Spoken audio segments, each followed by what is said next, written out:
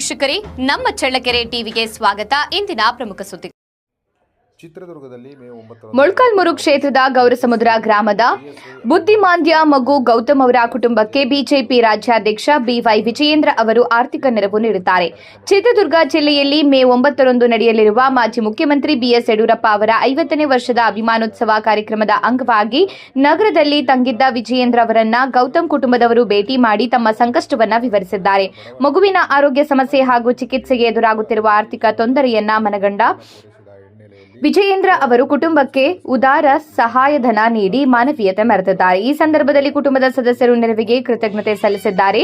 BJP ಮುಖಂಡರು ಹಾಗೂ ಕಾರ್ಯಕರ್ತರು ಸಹ ಉಪಸ್ಥಿತರಿದ್ದು ಸಂಕಷ್ಟದಲ್ಲಿರುವ ಕುಟುಂಬಗಳಿಗೆ ನೆರವಾಗುವ ಕಾರ್ಯಗಳು ಸಮಾಜಕ್ಕೆ ಮಾದರಿಯಾಗಿವೆ ಎಂದು ಅಭಿಪ್ರಾಯಪಟ್ಟಿದ್ದಾರೆ. ವಿಜಯೇಂದ್ರ ಅವರ ನೆರವಿನಿಂದ ಕುಟುಂಬದಲ್ಲಿ ಹೊಸ ಭರವಸೆ ಮೂಡಿದೆ ಎಂದು ಗ್ರಾಮಸ್ಥರು ಸಂತಸ ವ್ಯಕ್ತಪಡಿಸಿದ್ದಾರೆ.